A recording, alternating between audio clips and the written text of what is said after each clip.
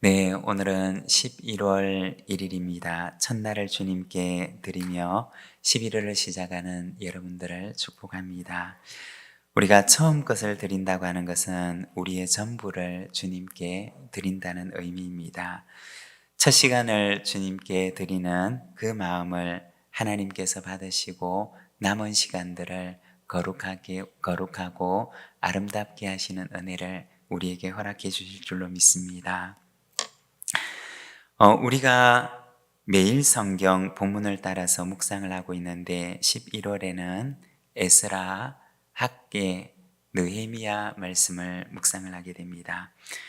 이 에스라, 학개, 느헤미야 성경은 같은 시대를 배경으로 하고 있습니다.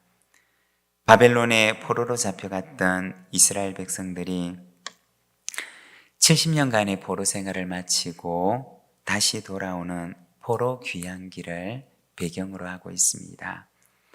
완전히 망했던 나라가 하나님의 은혜로 다시 회복되는 이야기가 기록되고 있습니다. 오늘은 에스라 1장 말씀을 통해서 회복의 공동체라는 제목으로 우리가 말씀을 함께 묵상을 하고자 합니다. 오늘 우리가 읽은 이 말씀을 보면 첫째, 회복은 하나님에게서 시작되는 것을 보여줍니다. 1절과 2절의 말씀을 우리가 자막을 보면서 함께 봉독하겠습니다. 바사왕 고레스 원년에 여호와께서 예레미야의 입을 통하여 하신 말씀을 이루게 하시려고 바사왕 고레스의 마음을 감동시키심에 그가 온 나라에 공포도 하고 조서도 내려 이르되 바사왕 고레스는 말하노니 하늘의 하나님 여호와께서 세상 모든 나라를 내게 주셨고 나에게 명령하사 유다 예루살렘에 성전을 건축하라 하셨나니. 여기 보면 이 에스라서는 회복의 이야기를 고레스 왕 원년이라고 하는 그 시간에서 시작을 하고 있습니다. 바사왕 고레스 원년이라고 하는 이 시간은 고레스가 바벨론을 정복한 해를 가리키는 말입니다. 이 바사라고 하는 국가는 오늘날 우리에게 조금 더 익숙한 이름으로는 페르시아라고 하는 나라입니다. 페르시아가 바벨론을 정복한 해를 가리키는 말입니다. 그 전까지만 해도 바벨론 제국이 무너지리라고 하는 것은 아무도 상상할 수가 없는 일이었습니다. 바벨론 포로 생활에서 해방을 맞게 되리라고 하는 것은 그 당시로서는 그 누구도 상상할 수가 없는 일이었던 것입니다. 그런데 바로 그날이 어느 날 찾아온 것이었습니다. 그러면 그날이 서서히 온 것이었느냐? 그렇지를 않았습니다. 포로 생활을 하고 있던 그들에게는 어느 날 하루아침에 갑자기 찾아왔던 기적과도 같은 날이었던 것입니다. 얼마 전에 산에 올라가서 일몰을 보았던 적이 있습니다. 우리가 생각할 때는 해가 천천히 움직여서 이렇게 서서히 해가 질 것 같은데, 그런데 해가 지는 그 순간을 보게 되면 정말 말 그대로 해가 쏙 하고 들어가는 것 같았습니다. 정말 짧은 순간에 해가 바다 밑으로 사라져버리는 것이었습니다. 아무도 이 바벨론이라고 하는 해가 그렇게 빨리 사라져버릴 줄은 몰랐습니다. 그런데 정말 하루아침에 이 바벨론이라고 하는 해가 져버렸던 것입니다. 그리고 고레스와 함께 그들에게는 하루아침에 포로 귀환의 소식이 전해졌던 것입니다. 여러분, 우리가 살아가다 보면 때로는 정말 어려운 순간이 우리 앞에 찾아올 때가 있지 않습니까? 만일에 이 해가 저문다면 아주 서서히 조금씩 이렇게 조금씩 이것이 사라지지 않을까라는 생각이 들지 않습니까? 그리고 어쩌면 이 어려운 순간은 내게 있어서 영원할 것 같은 생각이 들지도 않습니까? 그런데 회복의 순간이 찾아오게 되면 정말 하루아침에 그런 순간이 찾아온다는 것입니다. 이어지는 말씀을 보게 되면 1절에 이렇게 말씀을 합니다. 바사왕 고레스 원년에 여호와께서 예레미야의 입을 통하여 하신 말씀을 이루게 하시려고 바사왕 고레스의 마음을 감동시키심에. 여기에 보면 회복의 날이 밝아오는데 어디에서 시작된 것이냐? 여호와께서 예레미야를 통하여 하신 말씀을 이루게 하시려고 고레스의 마음을 감동시키심에 라고 말씀을 합니다. 이 일을 시작하신 분이 누구이시냐? 바로 하나님이심을 말씀하고 있습니다. 하나님께서 바로 이 회복의 일을 시작하신 것입니다. 여러분, 어둠이 가장 깊었을 때가 새벽이 오기 직전이라고 이야기하지 않습니까? 어둠이 가장 깊었을 때 우리가 해야 하는 일이 있다면 바로 희망을 잃지 않고 희망 중에 기다리는 것입니다. 희망을 포기하지 않고 기다리는 것, 그것이 바로 새벽을 기다리는 사람이 해야 할 일인 것입니다. 그러면 어둠을 물리치는 새벽이 우리에게 밝아올 것입니다. 여러분, 하나님께서 우리 가운데 회복의 일을 시작하십니다. 그 일을 시작하시는 분은 바로 하나님이십니다. 하나님께서 우리에게 새 일을 시작하실 때 우리가 희망을 포기하지 말고 하나님께서 내게 행하시는 그 일을 기대하며 하나님의 새벽을 기다리는 우리 믿음의 가족들이 되시기를 바랍니다. 그리고 두 번째 회복은 하나님의 감동을 받은 사람을 통해서 시작합니다. 오늘 우리가 읽은 말씀을 보게 되면 하나님께서 감동시키시는 사람이 나옵니다. 먼저 1절에 보면 고레스입니다. 하나님께서 이 고레스 왕의 마음을 감동시키셔서 이스라엘 민족에게 해방을 선포하십니다. 그리고 또 한 부류의 사람이 나오는데 5절 말씀을 보면 이에 유다와 베냐민 족장들과 제사장들과 레위 사람들과 그 마음이 하나님께 감동을 받고 올라가서 예루살렘의 여호와의 성전을 건축하고자 하는 자가 다 일어나니 라고 말씀을 합니다. 고레스 왕의 선포를 들었을 때 하나님께서 그 마음을 감동시키셨던 사람들이 있었던 것입니다. 예루살렘의 성전을 건축하고자 하는 그 마음의 소망을 가진 사람들이 하나님의 감동을 받고서 일어나게 되었던 것입니다. 우리가 성경을 보게 되면 하나님께서 감동하시는 사람들이 때때로 일어나는 것을 우리는 보게 됩니다. 엘리야 시대에도 보게 되면 다 바알을 숭배하는 신앙에 빠져 있을 때 엘리야는 하나님께 말하기를 하나님, 나만 남았습니다 라고 이야기를 합니다. 그런데 하나님께서 이 엘리야에게 무엇이라고 얘기를 하시느냐?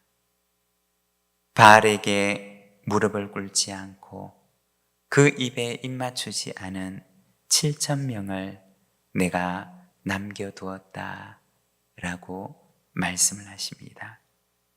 엘리야는 자신 혼자 남은 줄 알았는데 그런데 하나님께서는 엘리야와 같은 마음을 품은 이를 7,000명이나 남겨두셨던 것입니다. 하나님의 때를 위해서 하나님께서 감동하시고 준비하시는 사람이 있다는 것입니다. 고레스 왕의 명령이 반포되었을 때 하나님께서는 하나님의 사람을 준비하고 계셨다는 것입니다. 예루살렘에 하나님의 성전을 다시 세우고자 하는 거룩한 소망을 가진 이를 하나님께서는 준비하고 계셨던 것입니다. 저는 간혹 교회를 생각할 때 외로운 마음이 찾아올 때가 있습니다. 교회의 회복을 생각할 때 혼자인 것 같다는 생각이 드는 경우가 있기도 합니다.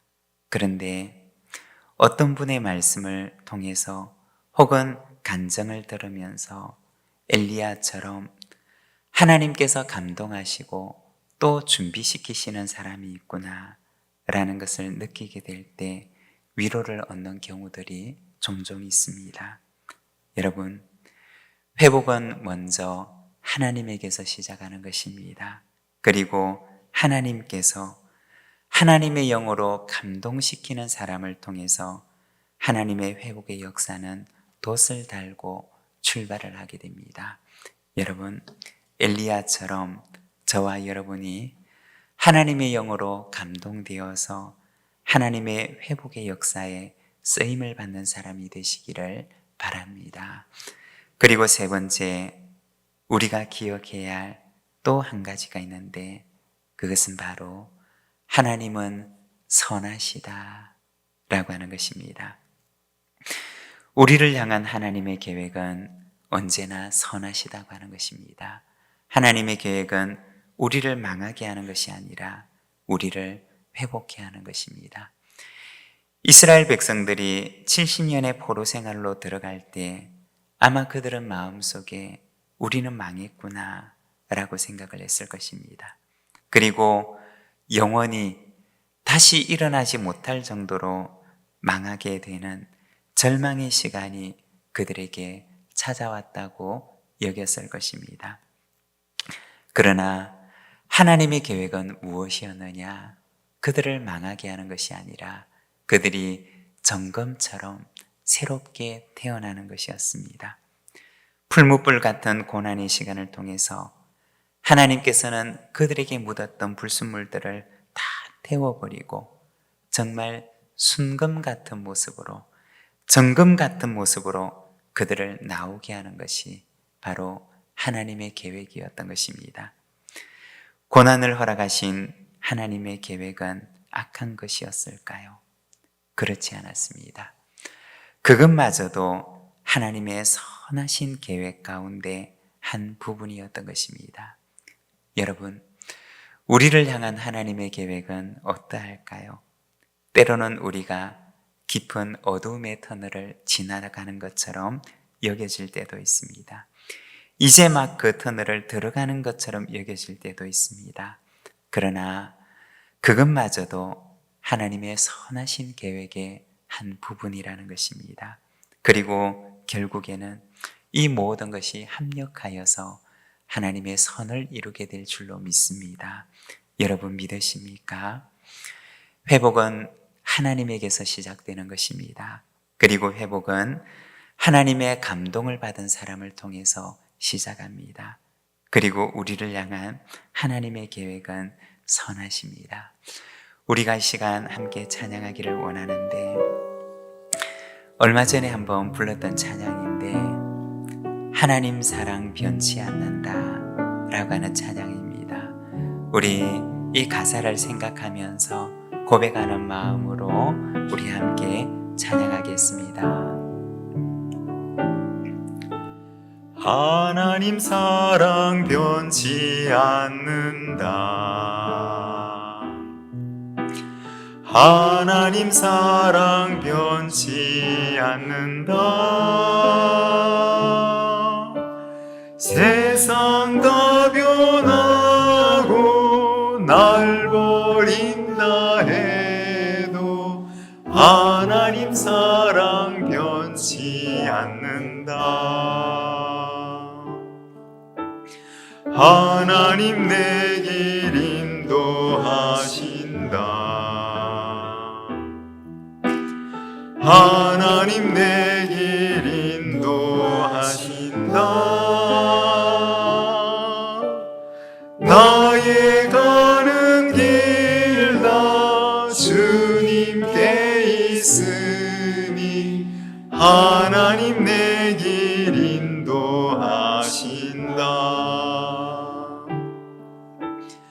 반드시 기도 응답하신다. 반드시 기도 응답하신다.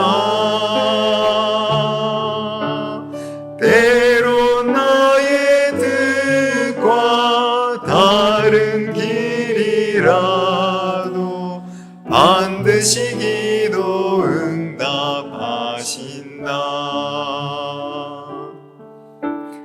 하늘의 것을 구하면 산다. 하늘의 것을 구하면 산다. 세상 헛된 것에 소망 두지 말고 하늘의 것을 구하면. 우리 다시 한번 찬양하겠습니다. 하나님 사랑 변치 않는다. 하나님 사랑 변치 않는다. 하나님 사랑 변치 않는다. 세상 다 변하고 날 버린다 해도 하나님 사랑 변치 않는다.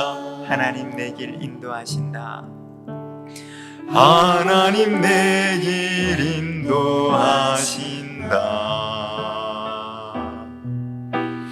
하나님 내 길 인도하신다. 나의 가는 길 다 주님께 있으니 하나님 내 길 인도하신다.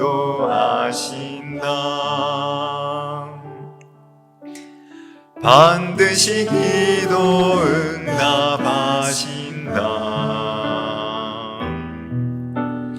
반드시 기도 응답하신다. 때론 나의 뜻과 다른 길이라도 반드시 기도 응답하신다. 하늘의 것을 구하면 산다. 하늘의 것을 구하면 산다. 하늘의 것을 구하면 산다. 세상 헛된 것에 소망 두지 말고 하늘의 것을 구하면 산다. 우리 시간 함께 찬양하기를 우리 함께 기도하기를 원합니다. 우리를 향한 하나님의 사랑은 변치 않으십니다. 하나님께서는 나의 길을 반드시 선하게 인도하십니다. 오늘도 나를 회복케 하실 하나님의 그 선하심을 믿으며 하나님 오늘도 하늘의 것을 구하며 살아가는 삶이 되게 하여 주시옵소서. 우리 시간 함께 기도하겠습니다. 우리 기도할 때 우리 찬양을 좀 불러주시기를 바랍니다. 우리 함께 기도하겠습니다.